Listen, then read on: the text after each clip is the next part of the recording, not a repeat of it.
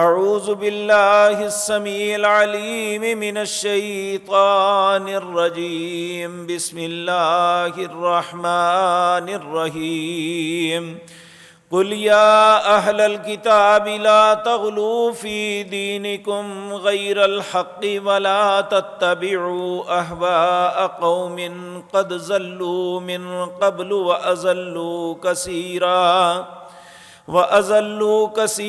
وَضَلُّوا عَن سَوَاءِ السَّبِيلِ لُعِنَ الَّذِينَ كَفَرُوا مِن بَنِي إِسْرَائِيلَ عَلَى لِسَانِ دَاوُودَ وَعِيسَى ابْنِ مَرْيَمَ ذَلِكَ بِمَا عَصَوْا وَكَانُوا يَعْتَدُونَ كَانُوا لَا يَتَنَاهَوْنَ عَن مُنكَرٍ فَعَلُوهُ لبئس ما كانوا يفعلون۔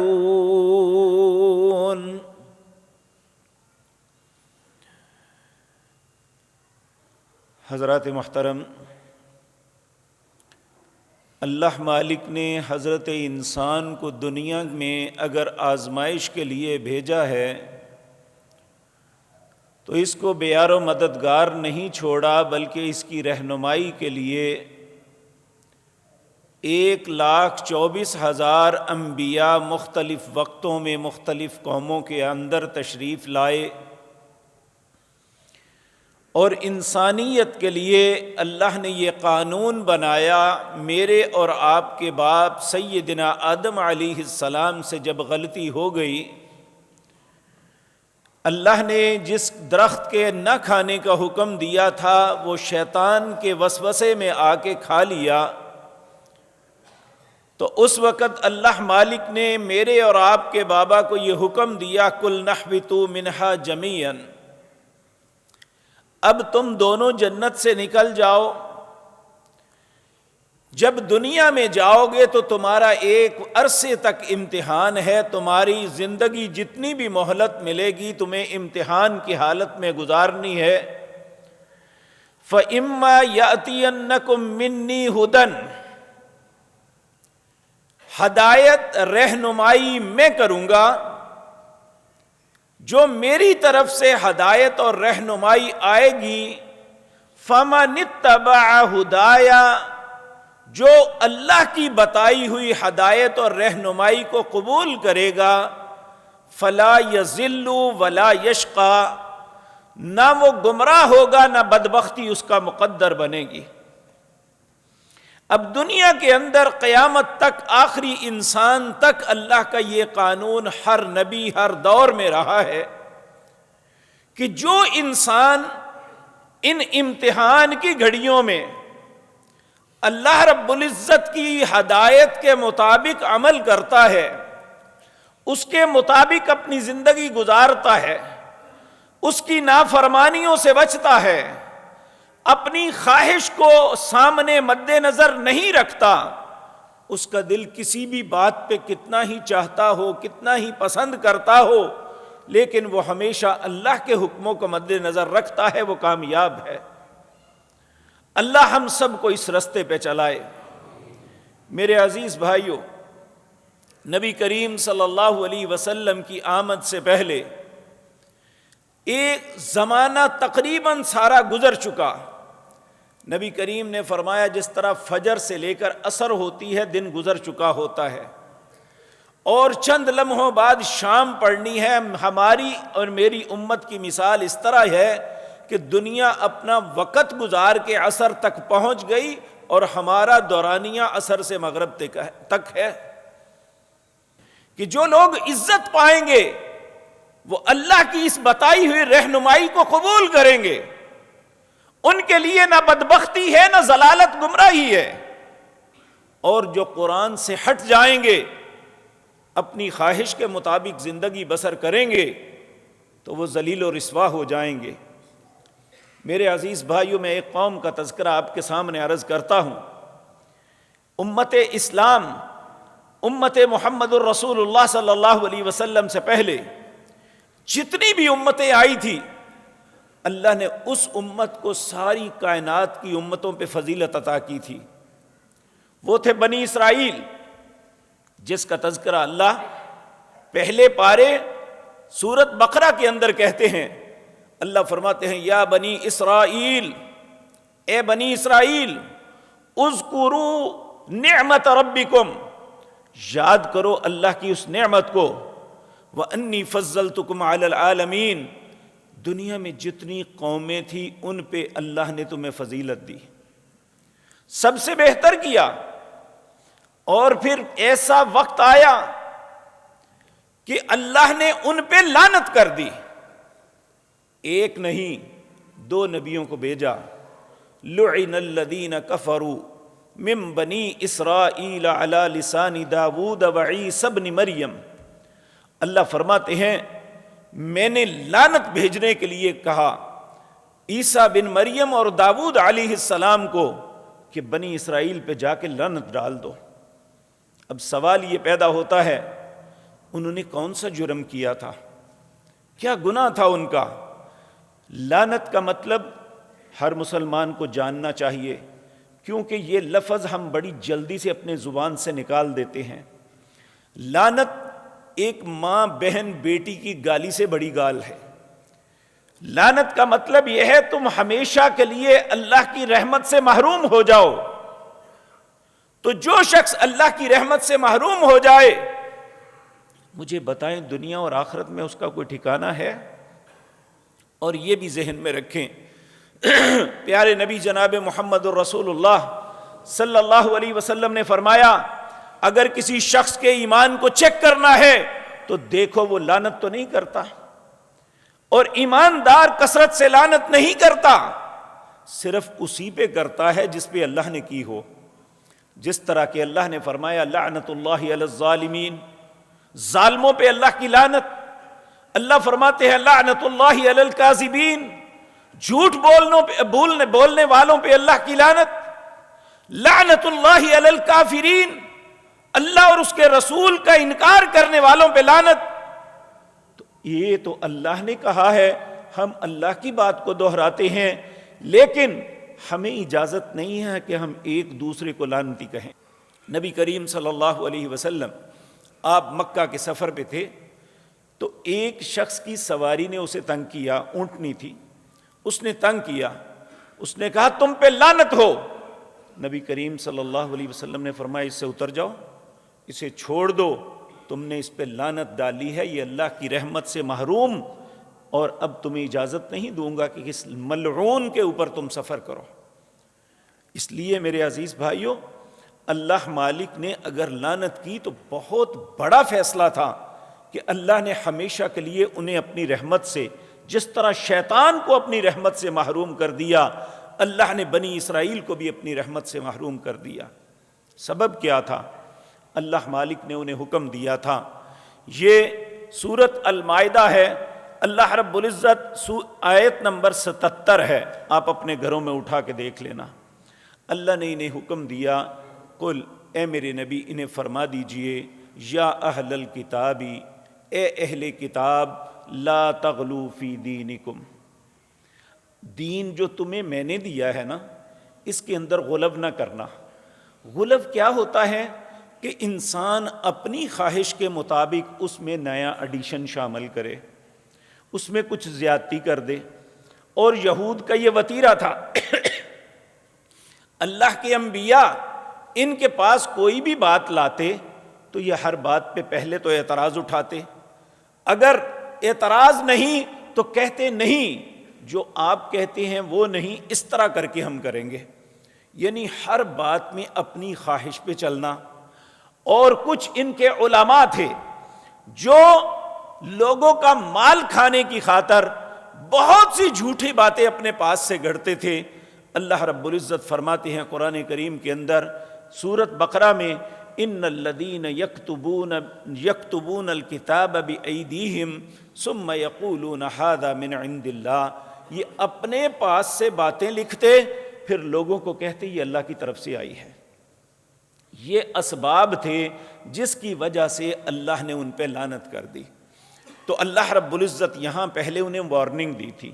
آپ یہ بات یاد رکھیں، اللہ رب العزت جذباتی نہیں ہے کہ چھوٹی سی بات پہ مشتعل ہو کے کہ کسی کے متعلق فیصلہ کر دیں۔ اللہ رب العزت ہمیشہ وقت دیتے ہیں، مہلت دیتے ہیں۔ اللہ رب العزت نے قرآن کریم میں کئی مقام پہ فرمایا وَلَوْلَا كَلِمَةٌ سَبَقَتْ مِن رَبِّكَ لَقُضِيَ بَيْنَهُمْ، اگر میرا یہ کلمہ سبقت نہ کر گیا ہوتا کہ میں ہر انسان کو مہلت دوں گا تو میں ایک لمحے میں فیصلہ کر دیتا کہ میری مخالفت کیسے ہوتی ہے۔ تو اس لیے اللہ مالک کوئی کام جذبات میں نہیں کرتے، جس طرح ہم بعض اوقات جذبات میں آ کے کوئی غلط فیصلہ بھی کر لیتے ہیں، اللہ کا کوئی فیصلہ حکمت سے خالی نہیں ہوتا۔ اللہ ہر انسان کو پہلے مہلت دیتے ہیں، وارننگ دیتے ہیں، اور اس کے بعد پھر اس پہ فیصلہ فرماتے ہیں۔ اللہ نے بنی اسرائیل کے ساتھ بھی یہ کیا۔ اللہ فرماتے ہیں یا اہل الکتاب، اے اہل کتاب، لا تغلو فی دینکم، اپنے دین کے اندر غلو نہ کرنا، غیر الحق، میں نے تمہیں دین کے اندر تبدیلی کرنے کا اختیار نہیں دیا۔ یہ اختیار صرف اللہ کے پاس ہے۔ کسی چیز کو حلال کرنا یہ اللہ کا اختیار ہے، کسی چیز کو حرام قرار دینا یہ اللہ رب العزت کا اختیار ہے۔ کوئی انسان اللہ کی حرام کردہ چیز کو اپنے فتوے سے حلال نہیں کر سکتا۔ نبی کریم صلی اللہ علیہ وسلم نے فرمایا جس چیز کو اللہ نے حلال کیا ہے اسے کوئی حرام نہیں کر سکتا، حتیٰ کہ آپ کے متعلق دو واقعات آتے ہیں قرآن کریم کے اندر۔ ایک واقعہ آتا ہے سورۃ تحریم، 28واں پارہ ہے اس کی آخری سورت۔ نبی کریم کے گھروں میں ایک ایسا واقعہ ہوا جس کی وجہ سے نبی کریم نے فرمایا اللہ کی قسم آج کے بعد میں شہد نہیں کھاؤں گا۔ نبی کریم نے قسم اٹھا لی کہ شہد میں نہیں آئندہ کھاؤں گا۔ اللہ نے سورت اتار دی، آپ اپنے گھروں میں اٹھا کے دیکھنا، سورت تحریم ہے، یا ایھا النبی لم تحرم ما احل اللہ، اے میرے پاک نبی جس چیز کو اللہ نے حلال کیا ہے آپ کیسے حرام کر سکتے ہیں؟ یا ایھا النبی، اے میرے نبی، لم تحرم، آپ کیسے حرام کر سکتے ہیں ما احل اللہ، جسے اللہ نے حلال کیا، لک تبتغی مرضات ازواجک، آپ نے یہ اتنا بڑا فیصلہ صرف اپنی بیویوں کی خوشنودی کے لیے کیا۔ واللہ غفور الرحیم، اللہ بخشنے والا مہربان ہے۔ قد فرض اللہ لکم تحلۃ ایمانکم، اللہ آپ کو حکم دیتا ہے کہ اپنی قسم کا کفارہ دے کے جس چیز کو حرام کیا ہے اس کو ختم کرو۔ قد فرض اللہ لکم تحلۃ ایمانکم واللہ مولاکم، تمہارا آقا تمہارا رب ہے، ان کی فکر نہ کرو۔ تو میرے عزیز بھائیوں، کسی کو کائنات میں اختیار نہیں ہے کہ جو دین اللہ نے دیا ہے اس دین کے اندر رد و بدل کرنا شروع کر دے۔ بنی اسرائیل کا جرم یہ تھا کہ انہوں نے دین کے اندر رد و بدل کرنا شروع کر دیا تھا، اللہ کی کلام بدل دی تھی، پیارے نبی سیدنا موسیٰ علیہ السلام کے فرمودات بدل دیے تھے۔ اگر بعد میں یوشع بن نون آئے اور دوسرے نبی آئے، الیاس آئے اور یحییٰ آئے، زکریا آئے، انہوں نے ہر کے ساتھ مس بہیو کیا اور بعض انبیاء کو قید کیا، بعض کو مارا، بعض کو قتل کر دیا، یہاں تک کہ یہ ان کی بدبختی تھی۔ تو میرے عزیز بھائیوں، یہ ساری گزارشات عرض کرنے کا مقصد ہم بھی یہ اپنے ذہن میں بات رکھیں، نبی کریم صلی اللہ علیہ وسلم آپ زندگی میں جب بھی لوگوں سے گفتگو فرمانے لگتے پہلے اللہ کی حمد و ثنا بیان کرتے۔ الحمدللہ نحمدہ ونستعینہ ونستغفرہ، تمام تعریفیں اللہ کے لیے ہیں، میں اسی کی حمد بیان کرتا ہوں، اس سے اپنی بخشش طلب کرتا ہوں۔ ونعوذ باللہ من شرور انفسنا، میں اللہ کی پناہ طلب کرتا ہوں اپنے نفس کے شر سے۔ وسیئات اعمالنا، برے اعمال سے اللہ کی پناہ طلب کرتا ہوں۔ پھر آپ فرماتے ہیں ان احسن الکلام کلام اللہ، لوگوں سب سے بہترین کلام اللہ کی کلام ہے۔ وخیر الحدی حدی محمد صلی اللہ علیہ وسلم، اس کے بعد اللہ کی ذات کے بعد سب سے اچھی بات جناب محمد الرسول اللہ کی ہے۔ پھر اس کے بعد آپ نے فرمایا وَشَرَّ الْأُمُورِ مُحْدَثَاتُهَا، جتنی بھی باتیں دین کے اندر نئی ایجاد کی جائیں وہ بدعت ہے، وہ شر ہے، برائی ہے۔ وَكُلُّ مُحْدَثَةٍ بِدْعَةٍ، اور جو بھی نئی چیز ایجاد کی جائے اس کا نام بدعت ہے۔ وَكُلُّ بِدْعَةٍ ضَلَالَةٍ، ہر بدعت گمراہی ہے۔ وَكُلُّ ضَلَالَةٍ فِي النَّارِ، ہر گمراہی جہنم کی آگ میں جلنے والی ہے۔ پیارے نبی جناب محمد الرسول اللہ صلی اللہ علیہ وسلم کا یہ ارشاد بھی اپنے ذہن میں رکھ لیں۔ سید عائشہ طیبہ طاہرہ اس حدیث کی راویہ ہیں۔ آپ نے فرمایا کہ نبی کریم نے فرمایا من احدث فی امرنا ھذا فہو رد، جس نے ہمارے اس دین کے اندر کوئی ایسی چیز ایجاد کی جو میں نے نہیں کی، میں نے اس کا حکم نہیں دیا، تو اللہ کی بارگاہ میں وہ کتنی ہی نیکی تمہیں لگتی ہو وہ اللہ کی بارگاہ میں قبول نہیں ہوگی۔ اب یہ ساری باتیں ذہن میں رکھ کے میرے عزیز بھائیو جو گزارشات عرض کرنا چاہتا ہوں یہ ہے، اسلامی اعتبار سے شعبان کا مہینہ شروع ہو رہا ہے، آج اس کی 12 تاریخ ہے۔ اس مہینے کی فضیلت کیا ہے، اس مہینے میں رسول اللہ نے کیا کیا، پہلے میں وہ عرض کروں گا، اور اس مہینے میں جو کچھ ہم کرتے ہیں اس کا رسول اللہ سے کتنا تعلق ہے۔ نبی کریم صلی اللہ علیہ وسلم، سید عائشہ کہتی ہیں کہ میں نے اتنے روزے رکھتے ہوئے کبھی نہیں دیکھا رمضان کے علاوہ جتنے آپ شعبان میں رکھا کرتے تھے۔ آپ سے سبب پوچھا گیا کہ اللہ کے پاک پیغمبر شعبان میں آپ اتنے روزے کیوں رکھتے ہیں؟ آپ نے 2 وجوہات بیان فرمائی۔ پہلی وجہ آپ نے فرمایا رجب اور رمضان کے درمیان اس مہینے میں اکثر لوگ غفلت کا شکار ہو جاتے ہیں، رمضان آئے گا تو روزے رکھ لیں گے۔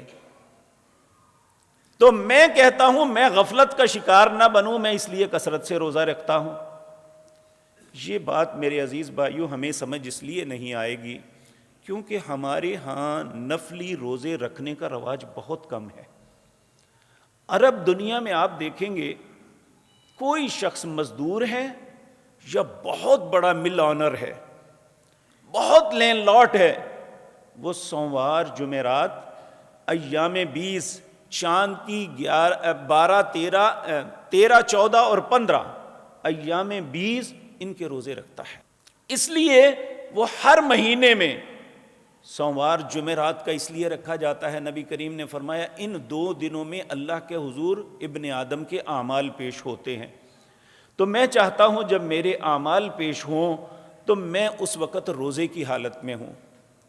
اسی طرح روزانہ کی بنیاد پہ بھی ہمارے اعمال اللہ کے حضور پیش ہوتے ہیں۔ نبی کریم صلی اللہ علیہ وسلم نے فرمایا جس طرح تم دنیا میں مختلف شفٹوں میں کام کرتے ہو، اللہ کے فرشتے بھی ایک گروپ آتا ہے فجر کے وقت اور ایک آتا ہے عصر کے وقت۔ جو فجر کے وقت آتا ہے اس کی عصر تک ڈیوٹی ہوتی ہے، جو عصر کے وقت آتا ہے اس کی فجر تک ڈیوٹی ہوتی ہے۔ جب وہ اپنی ڈیوٹی ادا کر کے واپس پلٹتے ہیں، جو رات کی ڈیوٹی پہ ہوتے ہیں، اللہ ان سے پوچھتا ہے میرے بندوں کو کس حالت میں دیکھا؟ اب جس حالت میں دیکھا ہوگا وہ بتاتے ہیں۔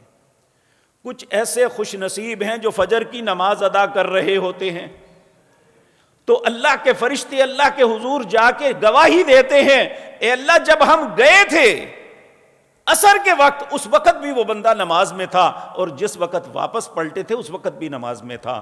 اللہ ہمیں بھی ایسے خوش نصیبوں میں شامل فرما لے۔ تو خدا نخواستہ اگر ہمارا طرز عمل ایسا نہیں ہے تو اللہ کے فرشتے تو اس وقت آتے ہیں، اس وقت جاتے ہیں جو اللہ نے وقت مقرر کیا ہوا ہے۔ اگر ہم بالفرض اس وقت نماز نہیں ادا کرتے، بعد میں کرتے ہیں، تو وہ تو جا کے کہہ دیں گے نا سوئے ہوئے تھے یا بازار میں دکان پہ کام کر رہے تھے۔ یہ تو تب ہوگا جب ہم با جماعت نماز پڑھ رہے ہوں گے تو اللہ کے فرشتے ہمارے متعلق جا کے اللہ کے روبرو روزانہ کی بنیاد پہ یہ گواہی دیں گے، اے اللہ جب میں گیا تھا تب بھی نماز پڑھ رہا تھا، جب آیا تھا تب بھی پڑھ رہا تھا۔ جب صبح کے فرشتے عصر کے وقت اللہ کے روبرو پہنچتے ہیں وہ بھی یہی کہتے ہیں، اے اللہ جب فجر میں پہنچا تو یہ نماز میں کھڑا تھا، اے اللہ جب عصر کے وقت میں واپس آنے لگا تب بھی نماز میں کھڑا تھا۔ اللہ مالک کی یہ خوبصورت نعمت جس کو نصیب ہو جائے وہ کتنا اچھا ہے۔ لیکن میرے بھائیوں، ہمیں یہ اجازت نہیں ہے، عصر کی نماز 4 رکعت ہے، ہم کہیں کہ جی لو جی میں نیکی زیادہ کرنا چاہتا ہوں، میں 5 پڑھوں گا یا 6 پڑھوں گا، کیا وہ نماز ہو جائے گی؟ کیوں؟ وہ نبی کریم کے طریقے میں نہیں ہے۔ اس لیے میرے عزیز بھائیوں، نبی کریم شعبان کے مہینے میں کثرت سے روزے رکھا کرتے تھے، اور ایک حدیث میں آتا ہے جب آدھا مہینہ گزر دیتا پھر آپ چھوڑ دیتے، پھر رمضان کی تیاری کے لیے اپنے آپ کو تیار کرتے۔ اور دوسرا سبب آپ نے یہ فرمایا کہ یہ تھوڑا سا انسان اپنے آپ کو عادی بنا لیتا ہے کہ وہ رمضان میں جا کے روزے رکھے۔ اب ہمارا طرز عمل 2 ہیں جو غلط ہیں بالکل۔ پہلا یہ کہ ہم رمضان کے استقبال میں روزہ رکھتے ہیں۔ ہمارے ہاں بہت سے لوگ دین کے نام پہ استقبال رمضان پہ 1 یا 2 روزے رکھتے ہیں، جبکہ رسول اللہ نے اس روزے سے منع فرمایا، کہا رمضان کے استقبال کے لیے روزہ نہیں رکھنا، اور شک کی بنیاد پہ بھی روزہ نہیں رکھنا کہ اگر تم نے چاند کو نہیں دیکھا تو کہیں شاید ممکن ہے چاند نظر آ گیا ہو میں نے نہیں دیکھا، کنفیوژن کے اندر یہ روزہ نہیں رکھنا، لیکن ہم رکھتے ہیں۔ اسی طرح میرے عزیز بھائیوں، ایک تہوار ہم مناتے ہیں شعبان کی 15 تاریخ کو، جسے شب برات کا نام دیا جاتا ہے۔ علماء ہمارے سامنے 2 چیزیں رکھتے ہیں، ایک قرآن کو تبدیل کر کے، ایک رسول اللہ پہ جھوٹے بہتان لگا کے۔ قرآن کی تحریف کس طرح کرتے ہیں؟ سورۃ دخان کی یہ آیات پڑھتے ہیں، کہتے ہیں حامیم والکتاب المبین، یہ کتاب مبین ہے، انا انزلناہ فی لیلۃ مبارکہ، اللہ نے اسے ایک مبارک رات میں نازل کیا، انا کننا منذرین، اور ہم اس میں ڈرانے والے ہیں، فیہا یفرق کل امر حکیم، ہم اس رات میں بہت سے متفرق کام کرتے ہیں، حکمت والے کام کرتے ہیں۔ اس کے متعلق کہتے ہیں جی یہ 15 شعبان کی رات ہے۔ ہم قرآن سے ہی پوچھیں کہ قرآن کب نازل ہوا تھا؟ یہ ہے نا انا انزلناہ فی لیلۃ مبارکہ، ہم نے اسے ایک مبارک رات میں نازل کیا۔ اب قرآن سے ہی سوال کرتے ہیں کہ قرآن کب نازل ہوا؟ شعبان میں نازل ہوا تھا۔ تو اللہ رب العزت سورۃ بقرہ 2 پارے کے اندر فرماتے ہیں شہر رمضان الذی انزل فیہ القرآن، ہم نے اس قرآن کو رمضان میں نازل کیا ہے۔ اب اللہ رب العزت فرما رہے ہیں کہ رمضان میں قرآن نازل کیا، ہم مولوی صاحب فرماتے ہیں کہ 15 شعبان کو نازل ہوا۔ کس کی بات ماننی چاہیے؟ پھر رات کی بات اللہ فرماتے ہیں انا انزلناہ فی لیلۃ القدر وما ادراک ما لیلۃ القدر لیلۃ القدر خیر من الف شہر، یہ ہے حقیقت رات، یہ ہے مبارک رات، یہ ہے جس میں متفرق کام ہوتے ہیں۔ یہ کب ہے؟ قدر والی رات کب ہے؟ نبی کریم صلی اللہ علیہ وسلم رمضان کے پہلے 10 دن اعتکاف کیا، آپ کو یہ رات نہ ملی، پھر آپ نے دوسرے 10 دن کیا، پھر آپ کو یہ رات نہ ملی، پھر آپ نے آخری عشرے میں اعتکاف کیا، اللہ نے یہ رات آپ کو دکھائی۔ نبی کریم اپنے گھر سے مسجد کی طرف تشریف لا رہے تھے کہ میں جا کے لوگوں کو بتاؤں کہ اللہ نے اس رات کی مجھے یہ خبر دی ہے۔ آپ فرماتے ہیں کہ رستے میں 2 بندے لڑ رہے تھے، میں ان کو چھڑانے لگا، جب ان کا معاملہ ختم ہوا تو اللہ نے میرے ذہن سے محو کر دیا کہ وہ کون سی رات تھی۔ پھر آپ نے اپنی امت کو یہ تلقین فرمائی 5 راتوں کے اندر اسے تلاش کرو. 21 رمضان کی رات جو پہلے آتی ہے 21ویں روزے سے پہلے، کیونکہ اسلامی اعتبار سے رات پہلے ہوتی ہے، دن بعد میں ہوتا ہے. ہمارا شمسی کیلنڈر رات کو 12 بجے کے بعد شروع ہو کے دوسرے دن رات 12 بجے، آدھی رات پہلے دن میں ہوتی ہے، آدھی رات دوسرے دن میں ہوتی ہے. لیکن اسلامی اعتبار سے جب مغرب کا سورج غروب ہو جاتا ہے اور مغرب غروب ہونے کے بعد یہ اگلے دن کا آغاز ہو جاتا ہے. 21ویں رات، 23ویں رات، 25ویں رات، 27ویں اور 29ویں رات آپ نے فرمایا ان راتوں میں تلاش کرو. اللہ کی منشا یہ تھی کہ انسان کی جستجو، اس کی محبت، اس کی عقیدت دیکھوں کہ وہ اس رات کے لیے کتنی کوشش کرتا ہے. کیوں نہ ہو یہ کوئی معمولی رات نہیں. نبی کریم اللہ رب العزت قرآن میں فرماتے ہیں انا انزلناہ فی لیلۃ القدر لیلۃ القدر خیر من الف شہر.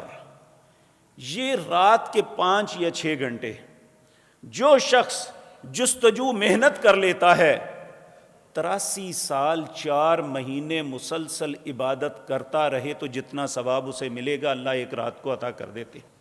تو میرے عزیز بھائیوں، یہ بیسیکلی قرآن کے آیات کی تحریف ہے کہ لیلۃ المبارک جو ہے وہ لیلۃ القدر کا دوسرا نام ہے، یہ کوئی الگ سے رات نہیں ہے. پہلی بات تو یہ ہر مسلمان کو ذہن میں رکھ لینی چاہیے. نمبر 2، کچھ باتیں نبی کریم صلی اللہ علیہ وسلم کی طرف منسوب کی جاتی ہیں. ان میں ایک، امام ترمذی نے اس حدیث کو روایت کرنے کے بعد پھر اس کا حکم بھی درج کیا ہے. یہ بات یاد رکھیں، حدیث کی کتابوں میں 2 کتابیں ایسی ہیں جس میں کوئی ضعیف حدیث نہیں ہے. وہ ایک صحیح بخاری ہے اور دوسری صحیح مسلم ہے. اس کے علاوہ جو صحاح 4 ہیں، ترمذی ہے، ابو داود ہے، ابن ماجہ اور نسائی، ان 4 کتابوں کے اندر صحیح احادیث بھی موجود ہیں اور ضعیف اور موضوع بھی موجود ہیں. لیکن ہر محدث نے حدیث کو بیان کرنے کے بعد یہ لکھ دیا کہ اس حدیث کی کیفیت کیا ہے، یہ واقعتاً رسول اللہ سے ہم تک پہنچی ہے یا اس کے درمیان کوئی ایسے نقائص ہیں کہ ہم اس پہ اعتبار نہیں کر سکتے. ان میں ایک حدیث یہ ہے، حضرت عائشہ رضی اللہ تعالیٰ عنہ سے بیان کی جاتی ہے، قالت فرماتی ہیں فقدت رسول اللہ صلی اللہ علیہ وسلم لیلتاً، ایک رات نبی کریم صلی اللہ علیہ وسلم رات کو اٹھے، فخرجت اور نکلے، فاذا هو بالبقیع، آپ بقیع میں جا پہنچے اور میں اٹھ کے پیچھے پر چل پڑی. یعنی آپ سوچیں ذرا، ایک بیوی اپنے خامد پہ یہ اعتبار بھی نہیں کرتی اگر رات کو اٹھ کے گئے ہیں تو میں پیچھے جا کے دیکھوں کہ یہ کہاں چلے گئے ہیں. یعنی ایسی عجیب بات. تو جب وہاں پہنچے تو میں بھی پیچھے پہنچی تو نبی کریم صلی اللہ علیہ وسلم نے مجھے کہا اکنتی تخافین، کیا تو اس بات پہ ڈرتی تھی کہ میں تیرے ساتھ جو ہے خیانت کروں گا؟ کیا نبی کریم کے متعلق کوئی سوچ بھی سکتا ہے کہ آپ خیانت کریں گے؟ اللہ اکبر. وہ کہنے لگی قلت یا رسول اللہ صلی اللہ علیہ وسلم انی ظننت انک اتیت بعض نسائک، میں سمجھی آپ میری باری میں کسی اور خاتون کے پاس تشریف لے جا رہی ہیں. آپ نے فرمایا نہیں، ان اللہ عز وجل ینزل لیلۃ النصف من شعبان، اللہ عز وجل شعبان کے نصف میں اترتے ہیں الی السماء الدنیا، پہلے آسمان پر، فیغفر لاکثر من عدد شعر غنم قلب، بنو قلب کی بکریوں کے بالوں کے برابر اللہ گناہ معاف کر دیتے ہیں. اس حدیث کے متعلق امام ترمذی خود آگے لکھتے ہیں کہ عائشہ رضی اللہ تعالی عنہا کی حدیث جو ہے جس سند سے مروی ہے اس کے متعلق امام بخاری کہتے ہیں کہ حجاج بن ارطاد کہتے ہیں میں نے یحییٰ بن ابی کثیر سے سنا، جبکہ حجاج کی یحییٰ بن ابی کثیر سے زندگی میں کبھی ملاقات ہی نہیں ہوئی. اور پھر یحییٰ بن ابی کثیر عروہ تابعی سے روایت کرتے ہیں، امام بخاری کہتے ہیں کہ یحییٰ بن کثیر کی عروہ سے کبھی ملاقات نہیں ہوئی، اور عروہ بیان کرتے ہیں سیدہ عائشہ سے، تو امام بخاری کہتے ہیں عروہ کی کبھی سیدہ عائشہ سے زندگی بھر ملاقات نہیں ہوئی۔ تو جب یہ آپس میں ملے ہی نہیں، یہ تین پشتیں ملی ہی نہیں ایک دوسرے کے ساتھ، تو حدیث کہاں سے آ گئی؟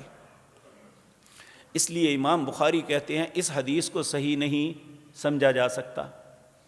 اصل حدیث جو صحیح بخاری میں آتی ہے وہ اس طرح ہے، حضرت ابو ہریرہ رضی اللہ تعالیٰ عنہ اس حدیث کے راوی ہیں، کہتے ہیں ان رسول اللہ صلی اللہ علیہ وسلم، بے شک رسول اللہ صلی اللہ علیہ وسلم نے فرمایا، قال ينزل ربنا تبارک و تعالی کل لیلۃ الی السماء الدنیا، ہمارا رب جو بڑا ہی بابرکت اور اعلیٰ اور بلند و برتر ہے، وہ ہر رات کو پہلے آسمان پہ اترتا ہے۔ حین یبقا، جب باقی رہ جاتی ہے ثلث اللیل، رات کا تیسرا پہر جب ہوتا ہے، اللہ روزانہ اترتے ہیں، اور کس طرح اترتے ہیں جیسے ان کی شان کے لائق ہے۔ ہم اس کیفیت کو اپنے ذہن میں بنا نہیں سکتے، اس کا سکیچ نہیں بنا سکتے، کیونکہ اللہ رب العزت نے فرمایا فلا تضربوا للہ الامثال، میری ذات کے متعلق کبھی کوئی مثال نہ بیان کرنا، لیس کمثلہ شیء، میری کوئی مثال ہو ہی نہیں سکتی۔ تو جیسے اللہ نے ہمیں فرمایا ہم نے مانا، یہی ایمان بالغیب ہے۔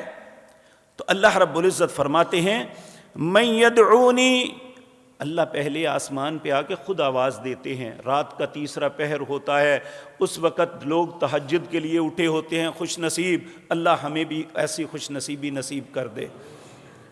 اللہ خود آواز دیتے ہیں، اکثر لوگ اپنی مصیبتوں کے مداوے کے لیے روتے ہیں، مختلف جگہوں پہ جا کے پیسے خرچ کر کے تعویذ لیتے ہیں، دم کرواتے ہیں۔ لوگوں، اللہ نے تمہیں بہترین وقت دیا ہے، اپنی مصیبتوں کے مداوے کے لیے رات کو اٹھیں اور اللہ سے التجا کریں۔ جب اللہ خود آواز دے کے تین باتوں کی آواز دیتے ہیں، پہلی آواز من یدعونی، کون ہے جو مجھ سے مانگے میں اسے عطا کر دوں۔ جب اللہ خود فرما رہے ہیں مجھ سے مانگو میں عطا کر دوں، تو پھر کیوں نہیں دیں گے وہ؟ اسی طرح اللہ فرماتے ہیں فاستجیب لہ، میں اس کی مانگ کو پورا کروں گا، قبول کروں گا۔ من یسألونی فاعطیہ، مجھ سے سوال کرو میں تمہارے سوال پہ تمہیں عطا کر دوں گا۔ ومن یستغفرنی فاغفرہ، مجھ سے معافی طلب کرو میں تمہارے سارے گناہ معاف کر دوں گا۔ یہ حدیث ہے صحیح بخاری کے اندر، اس کا نمبر ہے 1145۔ یہ حدیث صحیح ہے کہ اللہ رب العزت روزانہ رات کو پچھلے پہر میں روزانہ آسمان دنیا پہ نزول فرماتے ہیں، اور لوگوں کو یہ حکم دے کے کہتے ہیں کہ مجھ سے مانگو میں دوں، مجھ سے سوال کرو میں تمہارا سوال پورا کروں، مجھ سے معافی مانگو میں تمہیں معاف کر دوں۔ اسی طرح حضرت علی رضی اللہ تعالیٰ عنہ سے ایک حدیث روایت کی جاتی ہے کہ سیدنا علی رضی اللہ تعالیٰ عنہ فرماتے ہیں اذا کانت لیلۃ نصف من شعبان فقوموا لیلہا وصوموا نہارہا، رات کو قیام کرو اور دن کو روزہ رکھو۔ اللہ اکبر۔ یہ ابن ماجہ میں روایت ہے، اس کی سند کے اندر ایک شخص ہے ابو بکر بن محمد بن ابی صبرہ۔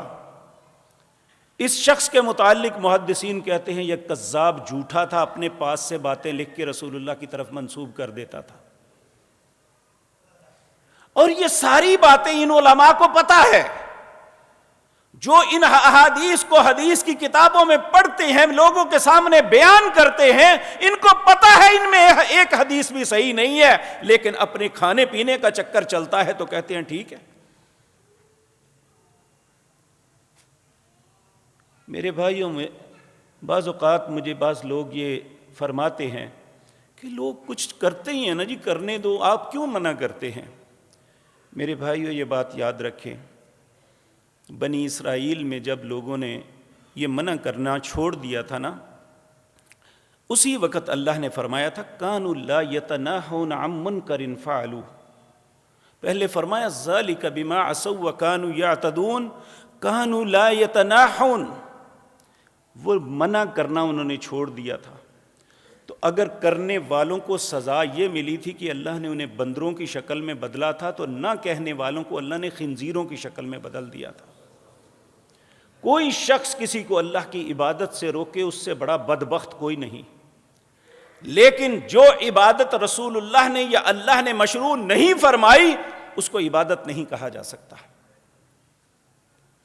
اب میرے بھائیوں، باتیں تو اور بھی ہیں، لیکن میں اصل بات کی طرف آتا ہوں۔ آپ اس بات کی تصدیق ضرور کرنا، یہ بنیادی طور پہ 15 شعبان جو ہے، یہ جو شیعہ مسلک کے لوگ ہیں، امامیہ شیعہ جو اپنے آپ کو کہتے ہیں، یہ بیسیکلی ان کا دن ہے۔ آپ کسی بھی اس مکتبہ فکر کے دوست سے آپ سوال کر لیں کہ 15 شعبان کو کیا ہونا ہے، وہ آپ کو کہے گا یہ دن جشن ظہور مہدی کا ہے۔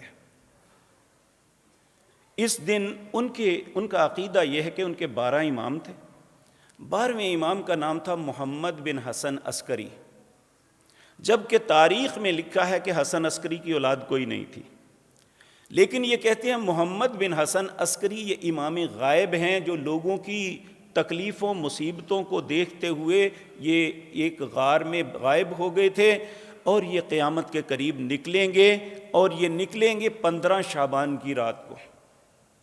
یہ سارا کچھ گڑھنے والے وہی لوگ ہیں، اور یہ کرتے کیا ہیں اس رات کو؟ یہ سما ٹی وی، یہ خالصتاً شیعہ ٹی وی ہے، یہ اس رات کو لائیو وہ سارا منظر دکھاتا ہے۔ اگر آپ نے اپنی آنکھوں سے دیکھنا ہو تو لاہور راوی کے پل پہ جا کے اس منظر کو دیکھ لیں کہ راوی پل جی ٹی روڈ سے لے کر سگیاں پل تک جو کنارہ ہے، وہاں بہت بڑے بڑے شامیانے لگتے ہیں، کھانے پکتے ہیں۔ ان کے علماء اس رات کی فضیلت کے متعلق زمین و آسمان کے کلابے میں لاتے ہیں، اور آدھی رات تک پہلے لوگوں کی واعظ و تلقین سنتے ہیں، اور اس کے بعد پھر کیا کرتے ہیں، یہ اپنے بچوں کو یا ٹنڈے پکڑاتے ہیں نا، یہ دراصل ان کے استقبال کے لیے سارا کچھ کرتے ہیں۔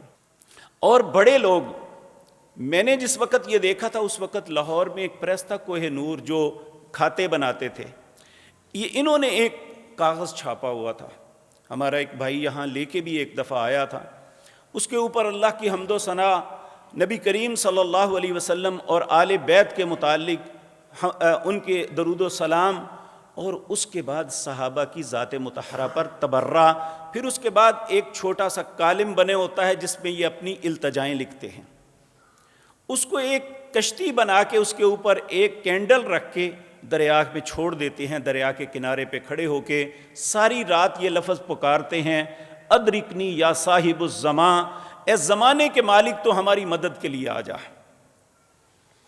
جب وہ نہیں تشریف، کیونکہ ان کا عقیدہ ہے کہ وہ پانی سے نمودار ہوں گے۔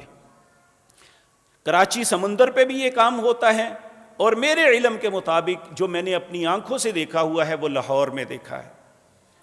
آپ بھی اس بات کی تصدیق فرمائیں، اگر میں غلط کہوں تو آپ کا حق ہے کہ میرے گریبان کو پکڑیں کہ تمہیں کس نے حق دیا ہے۔ یہ جب صبح کا ستارہ نمودار ہوتا ہے تو یہ زمین سے تھوڑی سی مٹی پکڑ کے اپنے سر میں ڈالتے ہیں کہ 1 سال ہماری ذلت کا اور لکھا گیا، اب 1 سال ہمیں امام صاحب کا انتظار اور کرنا پڑے گا، یہ واپس پلٹ آتے ہیں۔ اب سوال یہ پیدا ہوتا ہے اہل سنت میں یہ کیسے آیا؟ 448 ہجری میں ایک شخص تھا نابلس کا رہنے والا، نابلس فلسطین کا ایک شہر ہے، اس کا رہنے والا، اس کا نام تھا ابن ابی الحمراء۔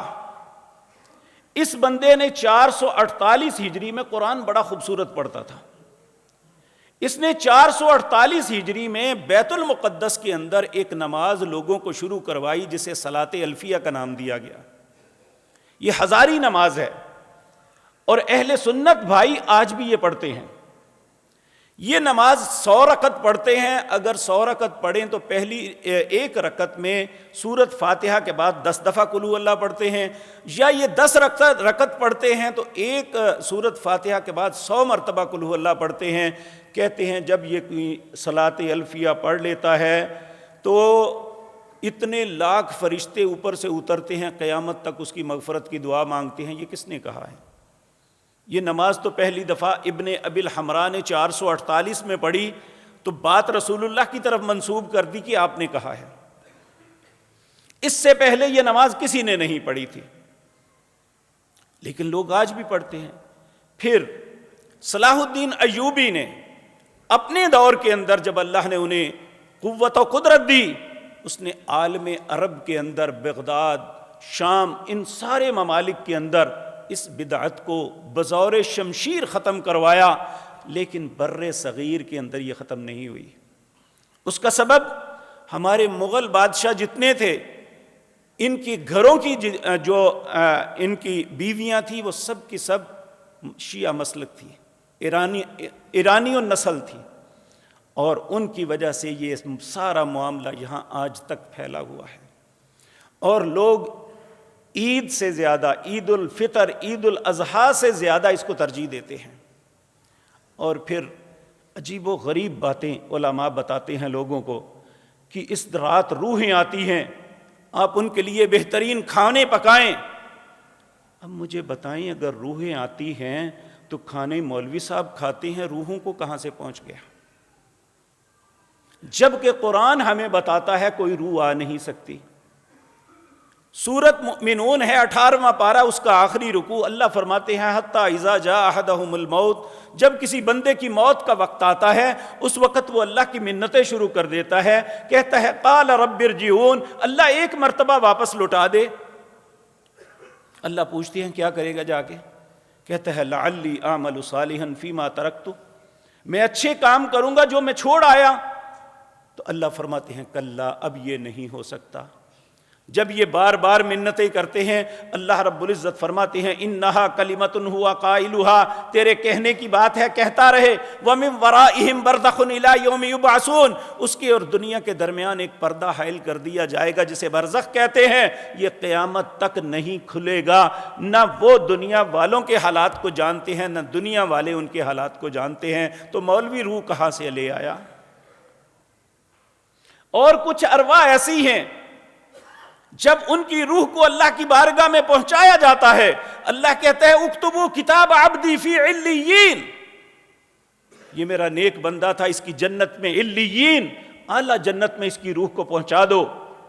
اور اگر خدا نہ خواستہ برا ہے تو کہا جاتا ہے اکتبوا کتابہ فی سجین، انہیں جہنم کے قید خانے میں ڈال دو. جو بری روح ہے اسے تو قید سے نکلنے کسی نے نہیں دینا، تو کیا جو جنت میں چلا جائے گا وہ اس دنیا کی آزمائشوں میں کھانا کھانے کے لیے آئے گا؟ جسے جنت کے کھانے مل رہے ہوں گے وہ ہمارے گھر کا بیہودہ کھانا ہی لے گا؟ کیا تماشا بنایا ہوا ہے دین کا؟ اپنے پیٹ کے لیے سب کچھ بھول گئے ہیں.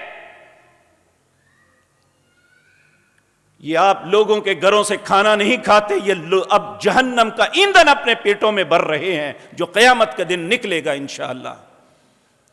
اس لیے میرے عزیز بھائیوں، جن عبادات کو اللہ نے یا اس کے رسول نے مشروع کیا ہے وہ عبادات کرنے کا اجر ملے گا، اور جو عبادات اپنی خواہش کے مطابق کریں گے اجر نہیں، ان کا الٹا وبال سہنا پڑے گا.